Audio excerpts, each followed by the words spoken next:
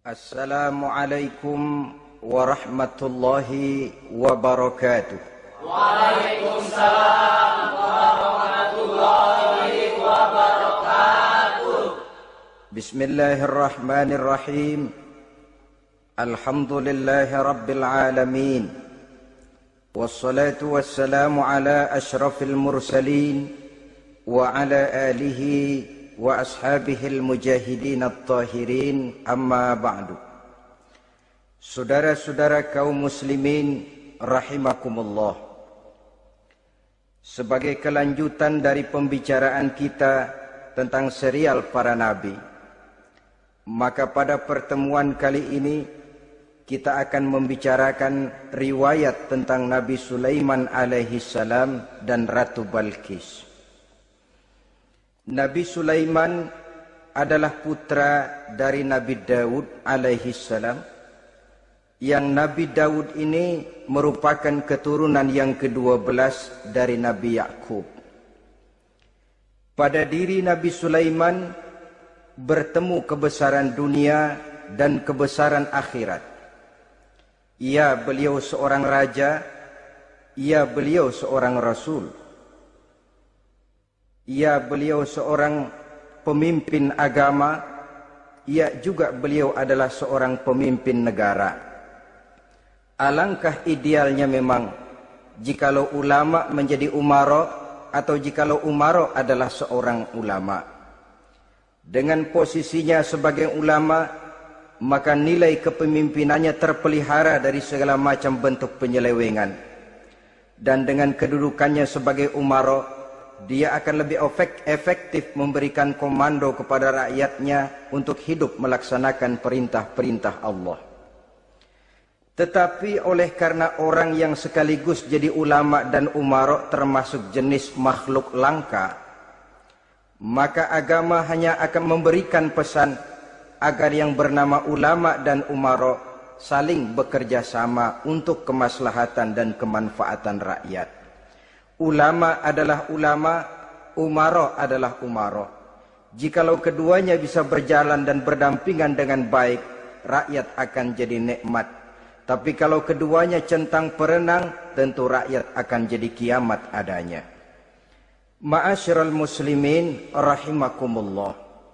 Mengapa figur Nabi Sulaiman adalah figur yang bertumpu kebesaran dunia dan akhirat?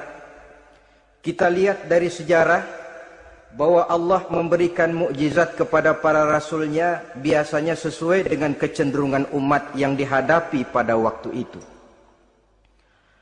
Umat yang dihadapi Nabi Musa alaihi salam adalah umat yang senang kepada kegagahan, suka kepada bentuk badan yang kuat. Oleh karenanya mukjizat yang diberikan Allah kepada Nabi Musa berupa kekuatan, baik tongkat maupun tenaganya. Sebaliknya, umat di zaman Nabi Isa alaihi salam cenderung berbangga dengan kemahirannya di bidang ilmu kedokteran dan ketabiban. Maka mukjizat yang diberikan Allah kepada Nabi Isa adalah mukjizat yang bisa mengatasi semua itu, sehingga Nabi Isa dengan izin Allah bisa menyembuhkan orang yang kena penyakit kusta, belang, bahkan sampai bisa menghidupkan orang mati dengan izin Allah. Di zaman Nabi Muhammad sallallahu alaihi wasallam, kecenderungan umat kepada kemampuan bersyair, sehingga ketika itu yang dihargai adalah ujung tombak dan ujung pena. Ujung tombak dalam arti pahlawan perang, dan ujung pena dalam arti seniman dan penyair. Maka di antara mukjizat terbesar yang diberikan kepada Nabi adalah Al-Quranul Karim, yang keindahan gaya bahasanya tidak seorang penyair pun sanggup menandinginya. Di zaman Nabi Sulaiman alaihi salam, kebesaran dan kemegahan dunia, kekuatan dan kejayaan menjadi ukuran. Kita tahu bahwa Jalut yang dihadapi oleh Nabi Daud adalah seorang yang bertubuh besar dan gagah perkasa, yang dalam sejarah lebih kita kenal dengan nama Goliat misalnya. Maka tidak heran kalau mukjizat yang diberikan Allah kepada Nabi Musa merupakan mukjizat yang bertumpu antara kebesaran dunia dan kebesaran akhirat. sebagai raja dan juga sebagai nabi. Tetapi yang patut menjadikan pelajaran buat kita terhadap seluruh kebesaran yang diberikan itu, Nabi Sulaiman berkata, "Haza min fadli Rabbi liyabluwani aashkuru am akfuru." Semua ini, kekuasaan dan kebesaranku, kejayaan dan kekayaanku adalah anugerah Tuhan untuk menguji diriku. Adakah aku menjadi bersyukur karenanya atau malah aku menjadi ingkar karenanya? Alangkah baiknya jikalau ucapan Nabi Sulaiman ini kita bisa resapi dan kita bisa terapkan dalam kehidupan ini. Seorang pedagang yang berhasil berkatalah seperti perkataan Nabi Sulaiman. Seorang pejabat dengan kedudukan tinggi berkatalah seperti perkataannya Nabi Sulaiman. Seorang ulama dengan posisi sebagai pemimpin yang non formal berkatalah seperti perkataan Nabi Sulaiman. Seluruhnya berkata, "Haza min fadli Rabbi." Seluruhnya ini adalah karunia Allah untuk menguji diriku, adakah aku bersyukur atau aku menjadi ingkar karenanya. Inilah sekelumit tentang kebesaran Nabi Sulaiman alaihi salam. Pada usia 13 tahun, beliau sudah mewarisi kerajaan ayahnya Nabi Daud dengan meninggalnya Nabi Daud alaihi salam. Dan sejak itu keistimewaan Nabi Sulaiman alaihi salam sudah nampak dalam kehidupan. Beberapa keistimewaan bisa kita catat dari pribadi Nabi Sulaiman ini. Pertama, beliau cerdik, cerdas dan bijaksana, dan tentu saja harus begitu. Kalau Rasul goblok, mana ada umat yang mau ikut. Tetapi kecerdikan dan kecerdasan serta sifat bijaksana ini nampak dari beberapa kisah yang pernah dihadapinya. Pertama, di saat beliau berumur 11 tahun, ketika itu yang menjadi raja adalah ayahnya Nabi Daud, datang mengadu seorang petani bahwa sawah ladangnya, tanaman-tanaman yang ditanamnya habis dimakan oleh binatang ternak dari tetangga di sebelahnya. Maka ia mengajukan usul agar binatang ternak yang memakan tanam-tanamannya itu diberikan saja kepadanya. Nabi Daud meluluskan permintaan petani ini, tapi Nabi Sulaiman berkata, "Ayah, maafkan saya. Kalau boleh saya mengajukan usul, jangan seluruh binatang ternak gembala itu diberikan kepada petani. Akan lebih baik kalau binatang ternak yang memakan tanam-tanamannya itu diberikan kepada si petani selama 1 tahun. Apabila ia berkembang biak, beranak, hasil susunya seluruhnya selama 1 tahun itu boleh dimanfaatkan oleh petani tadi. Dengan demikian saya rasakan ini merupakan satu yang lebih adil ketimbang yang tadi itu." Keputusan Nabi Sulaiman ini diterima baik oleh ayahnya, oleh si petani dan oleh si gembala tadi. Pada usia 11 tahun, ia sudah menunjukkan kecerdikan, kecerdasan, dan sifat yang bijaksana. Contoh yang kedua, ada 2 orang ibu yang pada saat akan bekerja di ladang, masing-masing meletakkan bayinya di satu tempat, lalu keduanya pun asyik pergi bekerja.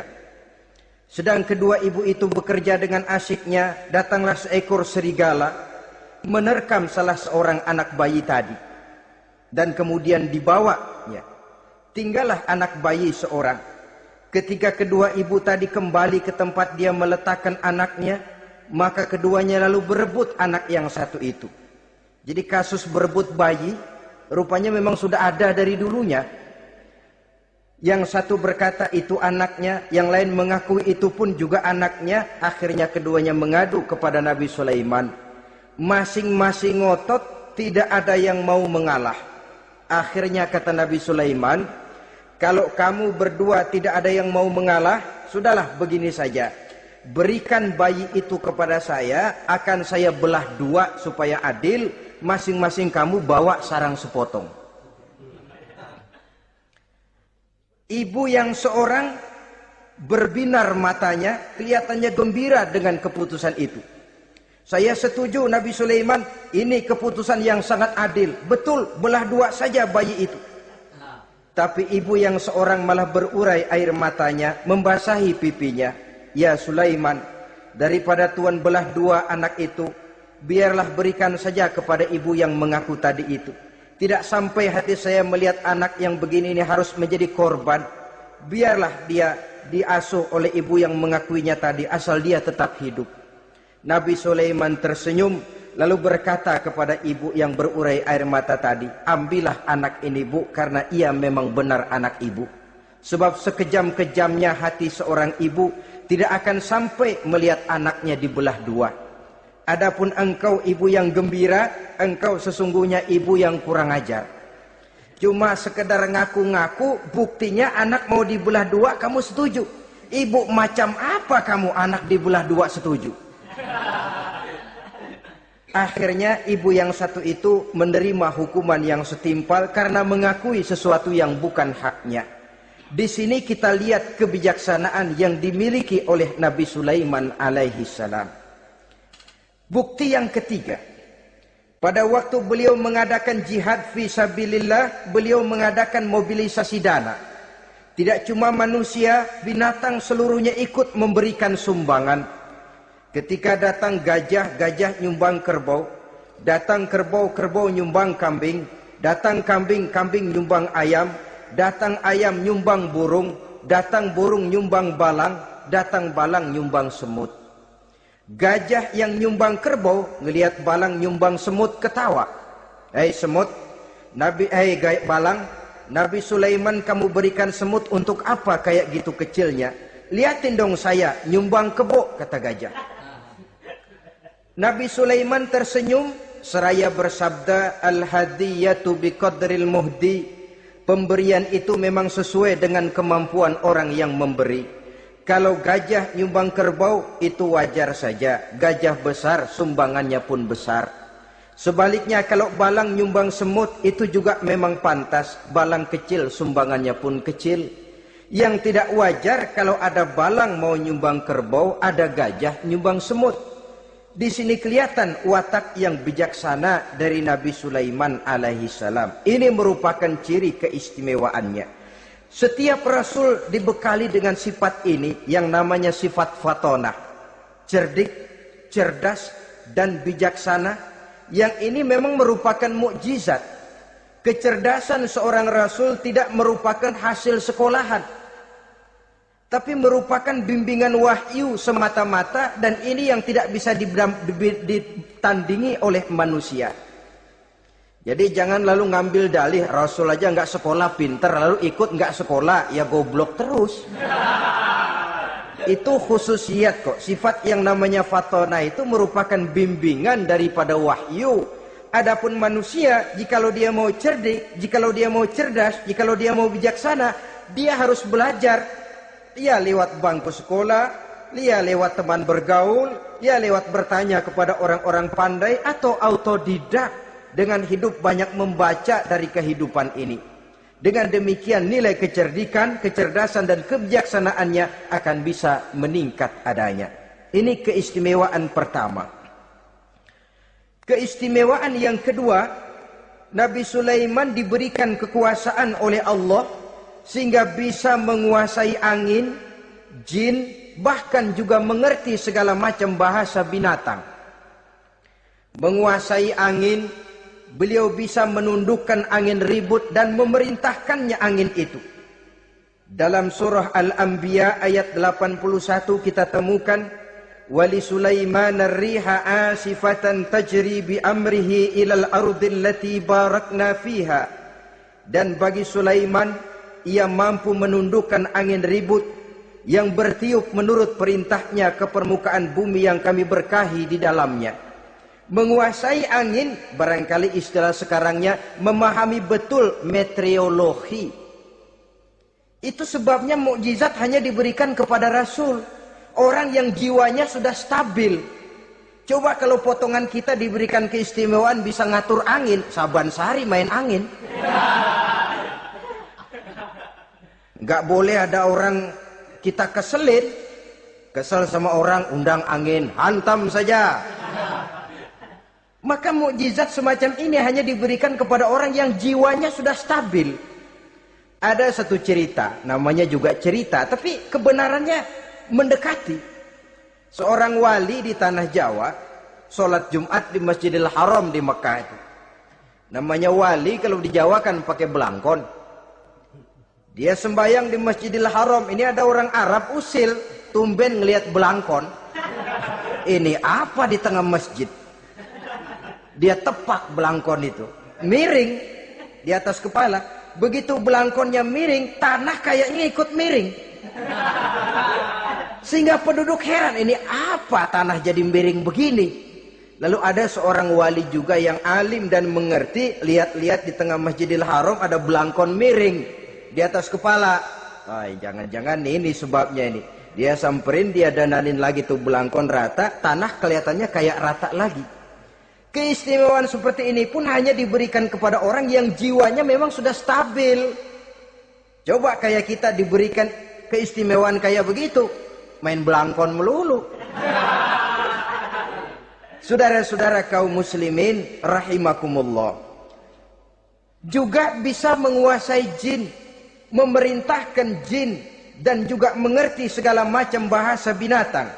Kita bisa lihat dalam surah As-Saba ayat 12 misalnya. Demikian juga tentang mengerti bahasa binatang. Pada satu hari Nabi Sulaiman dan bala tentaranya lewat di satu lembah. Lembah itu kebetulan lembah semut. Ketika mereka lewat di lembah itu, Raja Semut lihat dari kejauhan, dia pidato kepada rakyatnya para semut itu. Apa katanya? Ya ayyuhan namlu dukhulu masakinakum.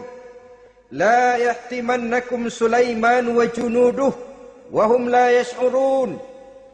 Jadi ini Raja Semut melihat Nabi Sulaiman datang bersama seluruh bala tentaranya, dia pidato kepada rakyatnya. Saudara-saudaraku rakyat semut, di mana saja suara saya bisa didengar. Perhatikan, lembah itu kebetulan lembah semut. Ketika mereka lewat di lembah itu, Raja Semut lihat dari kejauhan, dia pidato kepada rakyatnya para semut itu. Apa katanya? Ya ayyuhan namlu dukhulu masakinakum. La yahtimannakum Sulaiman wa junuduh wa hum la yash'urun. Jadi ini Raja Semut melihat Nabi Sulaiman datang bersama seluruh bala tentaranya, dia pidato kepada rakyatnya. Saudara-saudaraku rakyat semut, di mana saja suara saya bisa didengar. Perhatian, perhatian.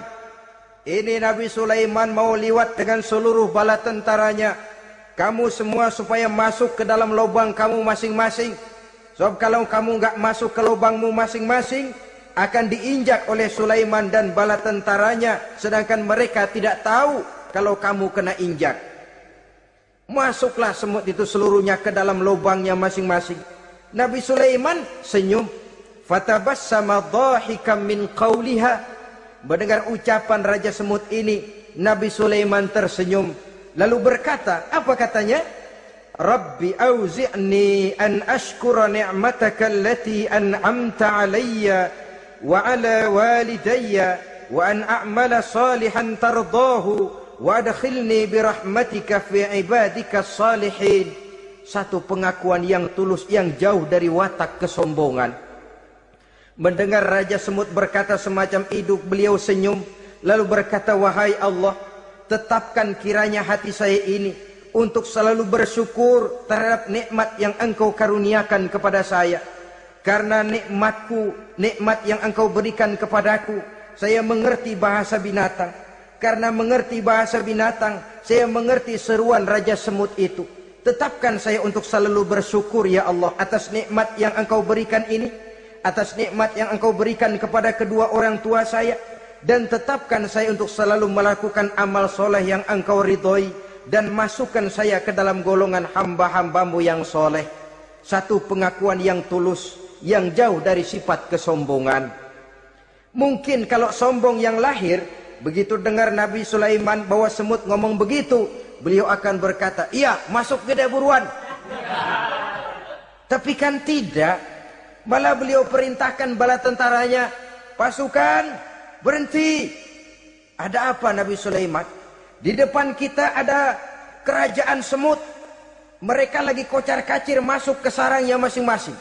Tunggu sampai mereka masuk dan kita bisa lewat dengan aman tanpa harus menginjak-injak mereka. Bala tentaranya di stop dan berhenti. Ternyata kebesarannya tidak menyebabkan ia lalu memandang remeh sampai kepada makhluk yang bernama semut sekalipun. Masih tetap dihargainya sebagai makhluk dari Allah Subhanahu wa ta'ala. Sesuatu yang perlu menjadi contoh kita semua. Sebab orang bilang kadang kacang sering lupa akan kulitnya. Kadang posisi kita yang tinggi menyebabkan kita lupa dari mana kita berasal. Kadang harta yang kita miliki menyebabkan kita lengah dari mana kita datang. Akhirnya yang timbul adalah sifat sombong dan angkuh. Ibarat kata orang, kacang lupa dengan lanjarannya. Ma'asyiral muslimin rahimakumullah. Ini kebesaran dan keistimewaan yang diberikan Allah kepada Nabi Sulaiman alaihi salam. Apa yang perlu kita jadikan tamsil dan ibarat dari kebesaran ini? Saudara-saudara kaum muslimin rahimakumullah. Keadilan sebagai umara yang berpadu dengan kebijaksanaan sebagai ulama. Satu hari seorang sahabat bertanya kepada Rasulullah sallallahu alaihi wasallam, "Ya Rasul, kalau pada satu saat ajal merenggut Tuhan berlalu meninggalkan kami sekalian, kita berpisah untuk selamanya ya Rasul. Dalam kondisi semacam itu, azahrul ardi khairul lana am batniha.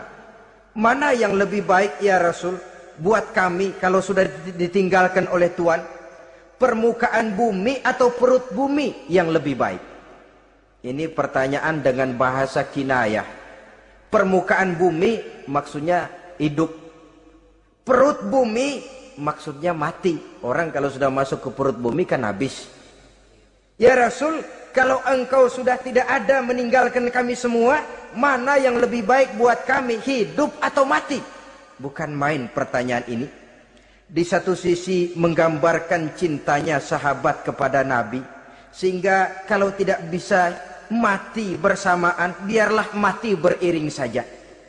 Di lain pihak juga mencerminkan bingungnya sahabat kalau sudah ditinggalkan oleh Rasul. Atas pertanyaan ini apa jawab Rasul? "Kamu nggak usah khawatir. Walaupun aku sudah tidak ada, kembali ke hadratullah azza wa jalla, meninggalkan kamu semua, kamu tidak usah bingung. Dengan syarat, idza kana umaraukum khiyarukum wa amrukum syura bainakum wa aghniyaukum askhiyaukum fa zahrul ardi khairul lakum min batniha." Kalau saja para umara, kalau saja pemimpin-pemimpin kamu adalah orang-orang yang terbaik di antara kamu, dan seluruh persoalan yang kamu hadapi dapat kamu musyawarahkan dengan baik, lalu orang-orang kaya di antaramu adalah orang-orang yang dermawan, ketika itu walaupun aku sudah tidak ada, hidup lebih baik daripada mati, permukaan bumi lebih baik daripada perut bumi. Dengan catatan tiga tadi, pemimpinmu orang yang terbaik di antara kamu, segala persoalan kamu musyawarahkan, dan orang kayamu orang dermawan. Walaupun aku tidak ada, hidup lebih baik daripada mati. Tapi sebaliknya kata Nabi, idza kana umaraukum syirarukum. Kalau umarokmu, pemimpin-pemimpinmu adalah orang-orang yang terjahat di antara kamu. Wa amrukum ala nisaikum. Dan segala urusanmu sudah diatur oleh perempuan. Walaupun dia tidak naik di bidang eksekutif, tidak memegang kekuasaan, tapi kekuasaan bayangannya jauh lebih menentukan daripada kekuasaan yang sesungguhnya. Kalau perempuan sudah ikut campur mengaturmu, kemudian wa askhiyaukum bukhalaukum.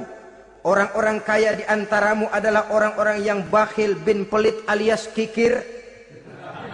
Maka ketika itu kata Nabi, fabatnul ardi khairul lakum min zahriha.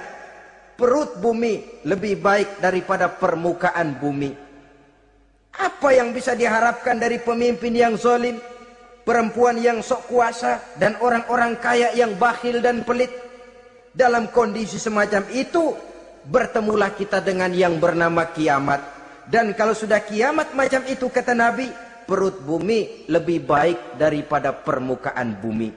Maka yang kita perlukan sekarang adalah kerjasama antara ulama dengan umara. Ulama bukan umara, umara pun bukan ulama. Harus saling kerjasama dan jangan saling memperalat.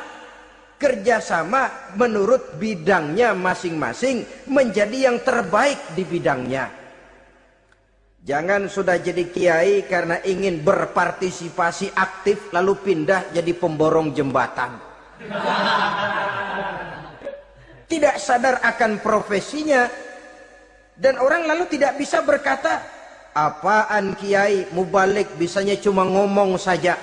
Sekarang kan zaman pembangunan perlu karya nyata. Mana ada ustadz kiai mubalik bikin irigasi, cuma pidato saja. Apa kemiskinan bisa diatasi dengan pidato? Ini juga orang tidak ngerti urusan. Wong Nabi saja ngajarin kok, iza wusidal amru ila ghairi ahlihi fantaziris sa'ah, yang kemudian diterjemahkan dalam manajemen modern, the right man on the right job. Bahwa persoalan harus diserahkan kepada orang yang memang ahlinya. Lah kalau kiai ngurus irigasi, apa nanti lurah mau ngajar fikih? Camatnya ngajar tafsir. Kacau jadinya. Makin ruwet jalur birokrasi, makin banyak orang meninggalkan profesi dan malah melaksanakan sesuatu yang bukan profesinya. Untuk memberesi keruwetan birokrasi termasuk diantaranya menanamkan kesadaran profesi yang menimbulkan kebanggaan, dan kebanggaan yang membuahkan tanggung jawab terhadap profesi itu. Sebab orang kalau sudah bekerja menurut profesinya, walaupun tidak kaya tapi hidupnya tenang. Kenapa? Karena panggilan jiwanya. Seorang kiai yang diajak ngobek, walaupun objeknya gol puluhan juta, kaya belum tentu tenang, karena saya yakin bukan ke sana panggilan jiwanya. Ma'asyiral muslimin rahimakumullah.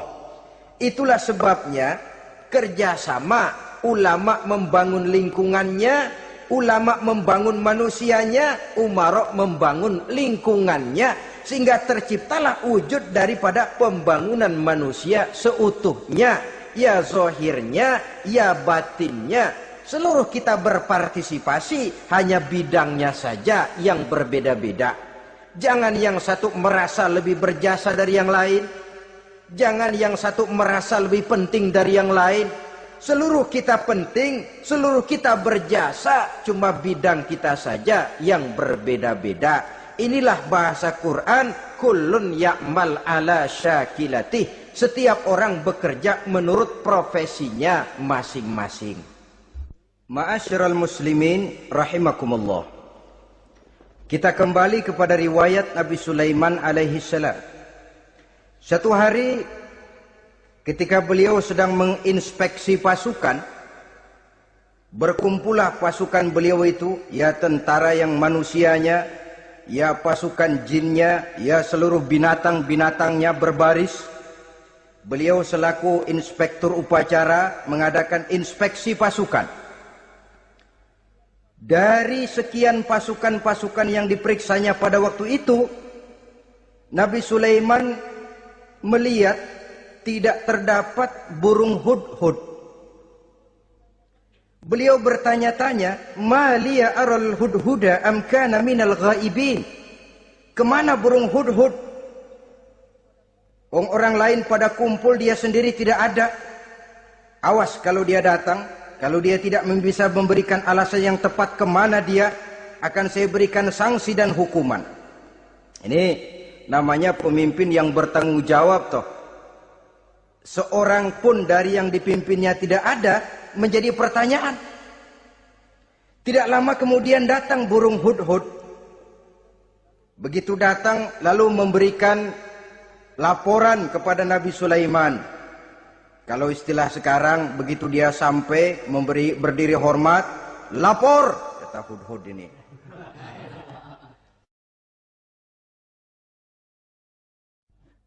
Bagaimana Hudhud?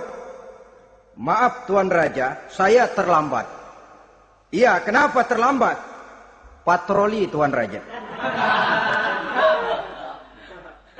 Kemana saja kamu patroli? Keliling. Lalu apa hasilnya? Inni wajadtu imra'atan tamlikuhum wa utiyat min kulli syai'in wa laha 'arsyun 'azim. Saya baru patroli ke satu negara yang bernama Sabah, Tuan Raja. Sabah, saudara tahu Sabah? Di mana itu? Dekat ibu kota Yaman sekarang. Di sana Tuan Raja, kata Hudhud ini, wajadtu imra'atan tamlikuhum. Yang jadi raja perempuan. Kalau Tuan raja besar, Tuan orang laki. Ayah Tuan raja besar, Nabi Daud, laki. Ini mah model Tuan Raja. Orangnya rajanya raja besar tapi perempuan. Tumben saya ngelihat ada raja perempuan. Kerajaannya begitu besar. Begitu. Iya. Lalu dia jadi raja bagaimana? Ia mewarisi kerajaan ayahnya Sri Baginda Raja Syarahil. Ketika ayahnya wafat, dia naik. Walaha arsyun azim.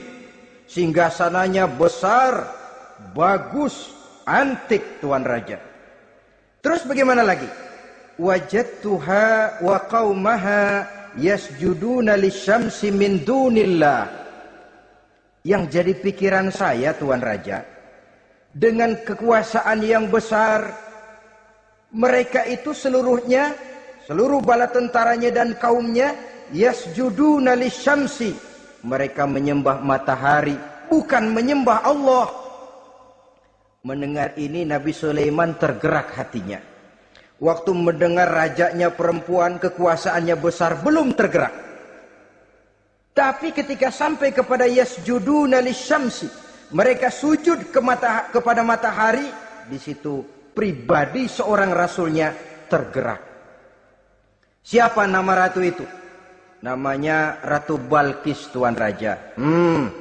Begini Hudhud, laporan kamu saya terima. Alasan kamu datang terlambat bisa dipertanggungjawabkan. Kamu tidak kena hukuman. Cuma begini saja Hudhud, karena kamu yang laporan, kamu yang tahu lokasi negaranya, kamu yang harus melaksanakan tugas ini. Apa Tuan Raja? Idhab bi kitabi hadza fa'alqih ilaihim. Kamu berangkat lagi ke negeri Sabah, bawa surat saya, berikan kepada mereka.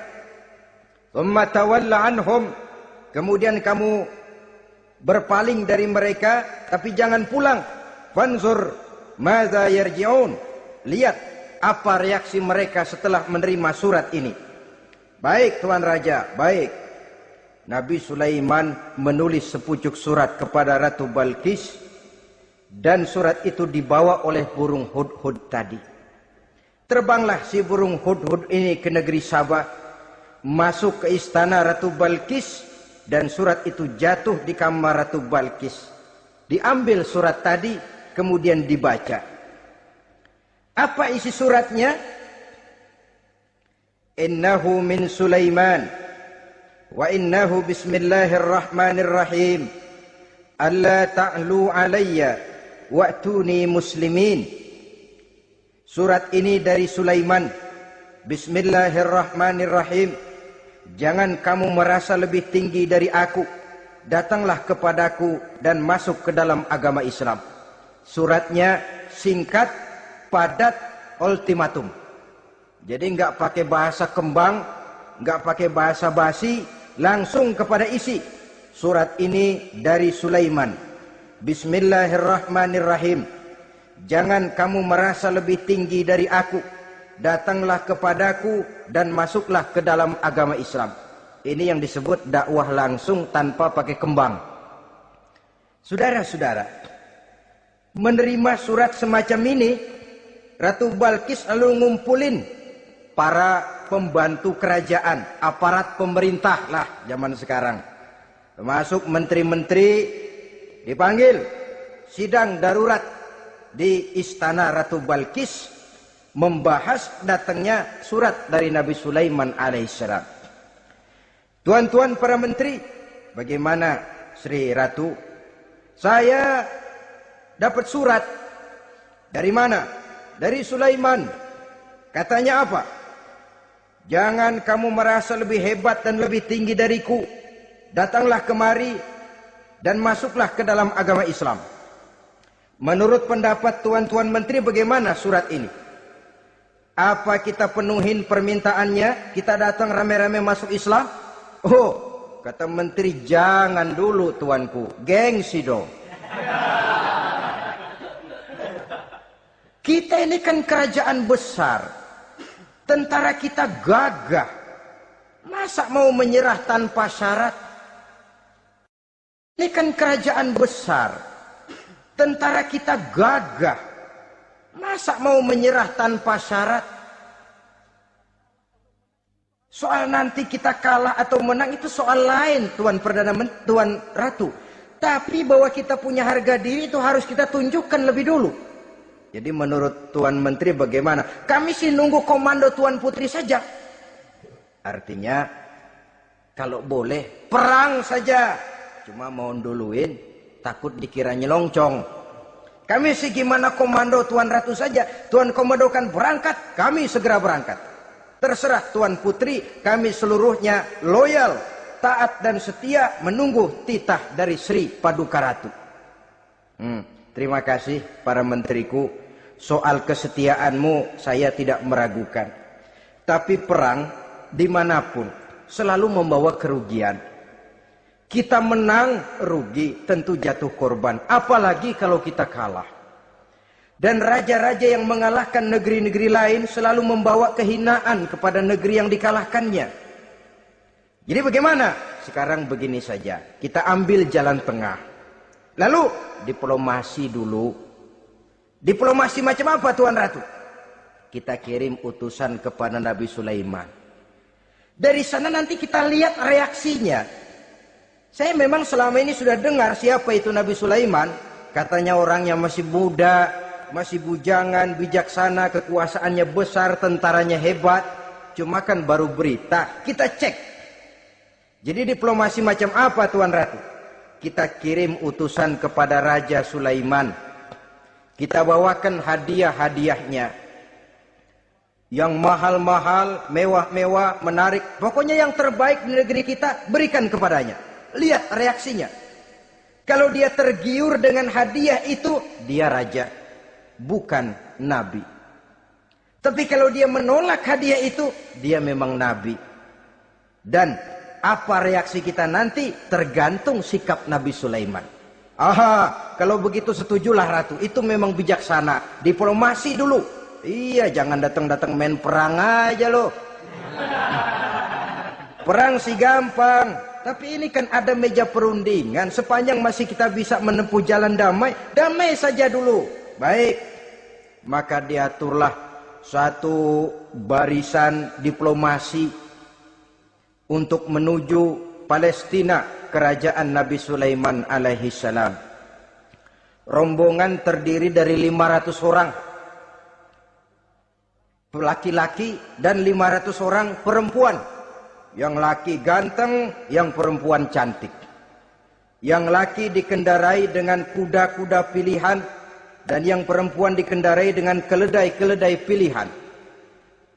Kuda dan keledai pun dihiasi begitu rupa, pelanaknya yang terbagus dilapis dengan sutra, sedangkan bawaan-bawaannya tidak lain daripada intan, berlian, mutiara, jamrud, yakut, kesturi, yang dilapis dengan sutra tenun yang asli. Pendeknya hadiah yang serba wah. Dan rombongan ini dipimpin oleh seorang diplomat ulung dari negeri Sabah bernama Munzir bin Amru. Ini ahli diplomasi dari negeri Sabah. Dipesanlah oleh Ratu Balkis, kalau datang nanti kamu ke negeri Sulaiman, sikapmu harus begini, begini, dan segala macam. Ditatar dulu. Sebab ini mau diplomasi tingkat tinggi. Baik Sri Ratu. Nah, sudah mendengar perundingan ini, burung hudhud pulang. ke negeri Nabi Sulaiman. Apel lagi, lapor Tuan Raja, bagaimana Hudhud? Sikapnya mereka akan mengutus utusan dengan membawa berbagai macam hadiah untuk datang ke negeri kita. Baik. Nabi Sulaiman kumpulkan tentaranya, terutama para jin. Hei tentaraku, khususnya kalian para jin, akan datang rombongan tamu besar ke negeri kita. Maka mulai saat ini saya komandokan, kamu bangun satu istana yang megah, yang belum pernah ada dalam waktu yang relatif singkat. Dan lantai daripada istana itu harus dilapisi dengan kaca-kaca tebal yang bening, bawahnya diisi dengan air, diisi dengan ikan-ikan hias yang indah-indah. Baik Tuan Raja. Maka tentara Nabi Sulaiman, sejak manusia sampai binatang sampai jin, semuanya kerja bakti membangun istana yang megah. Sehingga sebelum rombongan kerajaan Sabah ini sampai, istana sudah selesai. Mereka masuk ke dalam istana Nabi Sulaiman. Begitu melihat lantainya gemerlapan air, masing-masing pada ngangkat kain. Takut kainnya basah. Waduh, ini istana kebanjiran begini pikiran. Kata Nabi Sulaiman, nggak usah diangkat kainnya, nggak usah. Ini dilapis kaca, cuma bawahnya memang kolam. Kolamnya berisi ikan. Oh, bengong. Bengong. Bengong aja pada melongo mulutnya. Saudara-saudara, jadi persis orang yang tinggal di puncak gunung datang ke tengah-tengah kota. Kan noraknya minta ampun. Apaan aja ditunjuk. Apaan aja dilihat, apaan aja ditunjuk. Ini ya, itu ya, wah. Wah, sudah semuanya serba wah. Jadi kalau istilah tingkat diplomasinya, mereka sudah kalah mental. Dan itu sudah kemenangan pertama dari Nabi Sulaiman. Sudah shock. Mereka merasa negeri Sabah kaya, luar biasa, hebat. Begitu datang ke negeri Sulaiman, mereka jadi orang norak kayaknya. Sudah kumpul, nah selamat datang tuan-tuan ke negeri kami. Ada pesan apa? Majulah Munzir bin Amru. Tuan Sulaiman, bagaimana? Kami diutus oleh Sri Baginda Ratu Balkis untuk menyampaikan hadiah-hadiah yang kami bawa ini. Intan, berlian, yakut, jamrud, kesturi, dan barang-barang mahal lainnya. Mudah-mudahan Tuhan bisa menerima dengan senang hati. Nabi Sulaiman tersenyum. Lalu beliau berkata, Atumiddunani bimalin, fama atani Allahu khairun mimma atakum. Kamu mau memberikan saya seluruh hadiah-hadiah permata intan ini? Padahal apa yang telah diberikan Allah kepada saya jauh lebih baik dari apa yang telah diberikannya kepadamu. Kamu merasa bahwa saya kekurangan semua ini? Ketahuilah tuan-tuan, saya punya lebih banyak dari apa yang tuan-tuan berikan sekarang ini. Irja' ilaihim, bawa pulang kembali seluruh hadiah ini. Sampaikan salam saya kepada ratumu, Ratu Balkis. Falanatiyannahum bijunudin la qibala lahum biha. Kalau mereka tetap tidak mau datang menyatakan keislaman, kami yang akan datang ke sana dengan seluruh bala tentara kami yang mereka pasti tidak akan sanggup menghadapinya. Saudara bisa baca dalam surah An-Naml ayat 36. Saudara hadirin ma'asyiral muslimin rahimakumullah. Kalau orang sudah silau dengan yang namanya upeti, hadiah, harta, secara mental dia sudah jatuh. Andai kata ketika itu Nabi Sulaiman menerima seluruh hadiah tadi, maka misi kerasulannya tidak akan jalan. wibawanya hancur, dan dia tidak akan sanggup lagi mendakwahkan Ratu Balkis untuk masuk ke dalam agama Islam. Dia akan jadi cemoohan di negeri Sabah. Sulaiman ngomong aja dikasih hadiah telap. Nah, ternyata ada yang lebih mahal dari harta, ada yang lebih mahal dari intan dan mutiara, ada yang lebih mahal dari pangkat dan kedudukan. Apa dia? Harga diri. Dan itu yang langka sekarang ini. Lebih baik jalan kaki tapi kita bebas mendongakkan kepala kemanapun kita mau, daripada naik mobil empuk tapi mata nunduk saja nggak berani lihat ke atas. Kehilangan harga diri. Ulama yang kehilangan harga diri akan menyelewengkan ayat. Pejabat yang kehilangan harga diri akan melakukan segala macam penyelewengan dan lain sebagainya. Harga diri sesuatu yang mahal, terutama di kota-kota besar, kota-kota yang menyandang gelar metropolitan. Biasanya harga diri ini sudah tidak dihiraukan orang lagi. Cuma untuk uang yang relatif kecil, cuma untuk kedudukan yang temporer, orang tidak segan-segan mengorbankan sesuatu yang paling mahal yang bernama harga diri. Akhirnya suap merajalela, sogok menjadi-jadi, semir pun menjamur. Bahkan malah kadang-kadang jadi target. Sehingga ada pernah berita jabatan wakil gubernur katanya dikomersilkan. Siapa yang bisa memberikan sekian puluh juta dia akan naik. Ini kalau sudah begini, ya salam. Orang itu kalau memperoleh satu jabatan karena mengeluarkan banyak uang, percayalah saudara, begitu dia naik ke jabatan itu, langkah pertama yang dia lakukan, bagaimana supaya uangnya bisa kembali. Bukan bagaimana bekerja sebaik-baiknya, bukan bagaimana mensejahterakan rakyat sebaik-baiknya. Karena dia merasa naik jabatan banyak mengeluarkan uang, setelah dia naik, gimana supaya pulang modal dulu. Lebihnya kalau ada, baru bekerja buat rakyat. Itu pun kalau nggak keburu pensiun. Kadang-kadang malah lebih celaka lagi, kalau sudah mau pensiun baru bikin pemutihan. Wah, saya baru rajin iktikaf di masjid, pergi haji. Kenapa? Udah pensiun. Tapi waktu masih aktif, tanda tangan masih laku, nota masih dihargai, kata belece masih berwibawa, lupa berbuat untuk hari depan dirinya sendiri, yaitu akhiratnya, konon lagi untuk umat dan agamanya. Jadi untuk mengabdi, berbuat baik kepada umat, berkhidmat kepada agama, iktikaf di masjid, tuan-tuan, tak usahlah nunggu sampai pensiun. Manfaatkan posisi yang tuan-tuan punya sekarang ini untuk beribadah dengan sebaik-baiknya.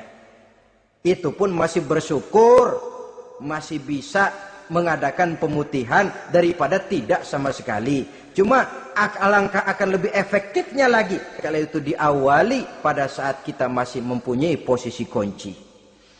Ini reaksi Sulaiman, saudara-saudara. Diberikan hadiah yang mahal, atau midunani bimalin. Kamu mau nyogok saya dengan hadiah ini? Yang diberikan Allah lebih hebat dari yang kau bawa sekarang ini. Apa yang saya cari? Oleh Allah saya telah diberikan sesuatu yang lebih besar dari yang kau bawa. Sudah, bawa pulang saja. Sampaikan salam kepada ratumu. Kalau dia tetap ngotot tidak mau kemari, saya yang akan datang ke sana dengan seluruh bala tentara yang saya yakin sampean akan kewalahan ngadepinnya. Pulang, sampaikan salam saya, bawa seluruh hartamu. Diplomasi tahap pertama menang total. Utusan Raja Sabah sudah kalah mental, kalah juga fisik. Pulanglah mereka dengan membawa kembali seluruh hadiah yang mereka ingin sampaikan tadi. Bisa dibayangkan mentalnya itu, ya. Sama juga kita sudah punya niat ingin menyogok seseorang, tahu-tahu yang mau disogok nggak nerima. Pulang kayaknya muka kan belipet. Sulit ketemu orang. Jadi perasaan kita orang pada ngetawain aja. Padahal orang mah nggak tahu persoalannya. Tapi sikap mental sendiri itu. Jadi memang saudara-saudara, ini berkaitan. Walaupun yang mau nyogok banyak, kalau yang disogok nggak mau, nggak jadi. Walaupun ada yang minta disogok, kalau yang mau nyogok nggak ada, juga nggak nyetel. Nah ini nyetel, yang mau nyogok banyak, yang disogok pun ada. Jadilah perbuatan itu. Ma'asyiral muslimin rahimakumullah. Sampai mereka di kerajaan Sabah, mereka ceritakan itu, Ratu Balkis bengong. Ternyata yang saya dengar selama ini memang benar rupanya.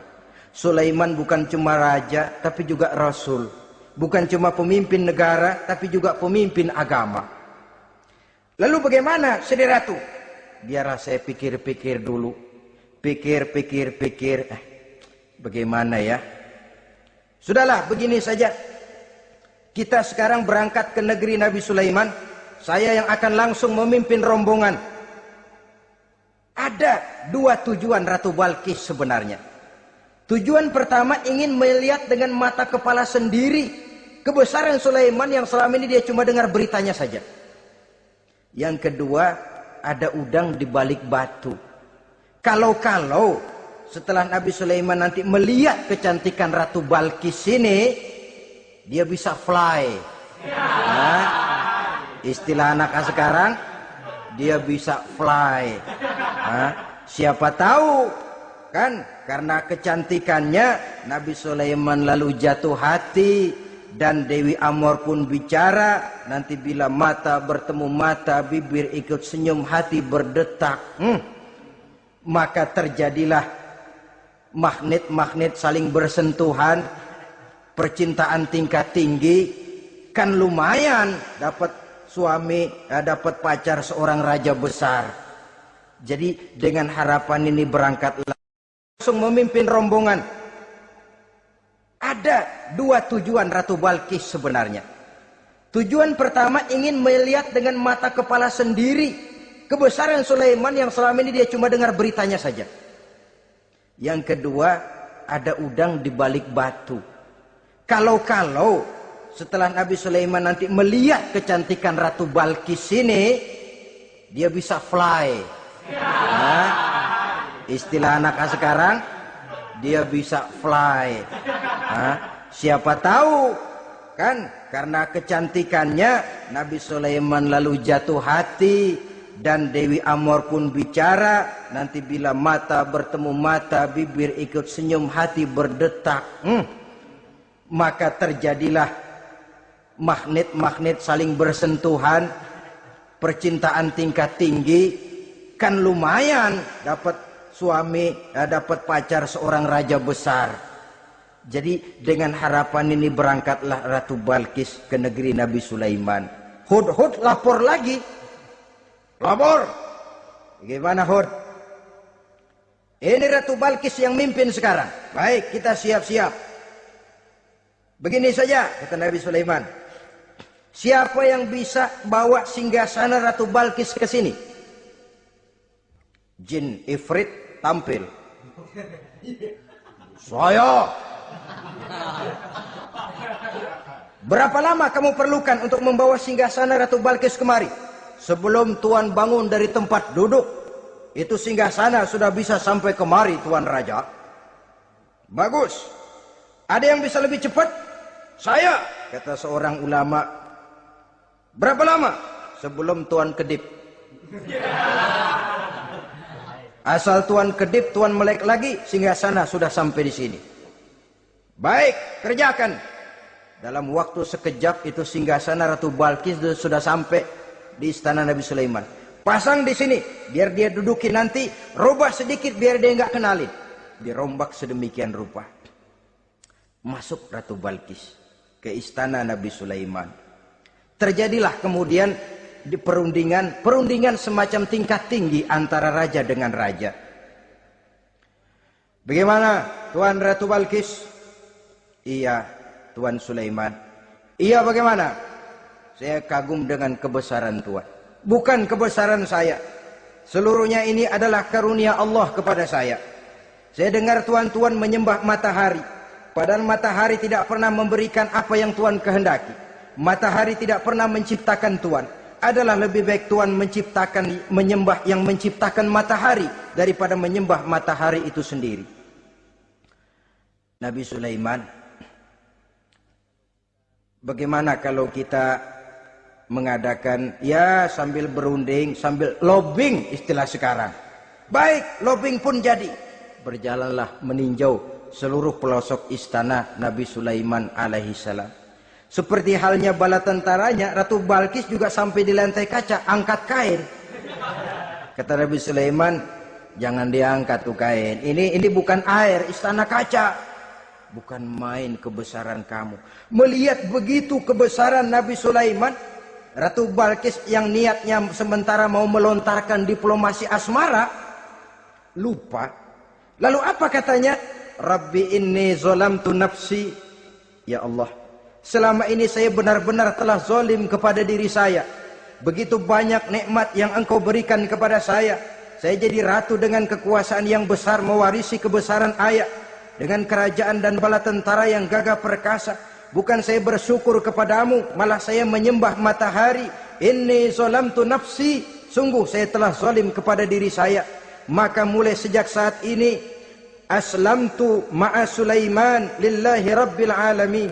Mulai sejak saat ini ya Allah, saya nyatakan diri, saya masuk Islam, bertuhankan Allah Rabbul Alamin. Saya tunduk kepada Nabi Sulaiman alaihi salam. Masuk Islam sebelum diplomasi asmaranya melayang, saudara-saudara. Sudah masuk Islam? Sudah. Nah, Ratu Balkis sekarang bagaimana? Ya Nabi Sulaiman, kalau saya masuk Islam, apakah kerajaan saya akan tunduk dan diatur oleh kerajaan Tuhan? Tidak. Kamu persilahkan pulang ke kerajaanmu. Atur negerimu menurut cara yang kamu mau, asal sesuai dengan perintah Allah. Saya bukan penjajah. Saya cuma mengajak kamu ke dalam Islam. Saya tidak ingin meluaskan wilayah saya. Asal kamu sudah masuk Islam, tugas sudah saya jalankan.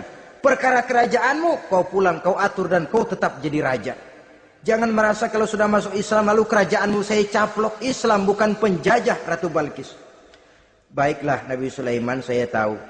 Tapi untuk melanggengkan kerjasama antara kerajaan Sabak dengan kerajaan Tuhan, caranya bagaimana? Mulai ngojok-ngojok. Dia nggak bilang lu demen aja deh sama gue. Enggak. Cuma untuk jangka panjang. Jangka panjangnya Sulaiman, supaya kita tetap bisa kerjasama, caranya bagaimana? Ya supaya kerajaan berumur panjang, kau harus punya keturunan. Kata Nabi Sulaiman. Itu kan berarti saya harus nikah. Memang. Tapi saya ratu. Suami saya kan paling kurang juga harus maharaja, sahansah. Ya sebenarnya sih cuma dia nggak bilang aja. Di kerajaan gue nggak ada yang setimpal. Gue maunya sama lo. Itu kalau bahasa kita. Cuma ini kan bahasa perempuan. Perempuan kan paling pinter nahan perasaan.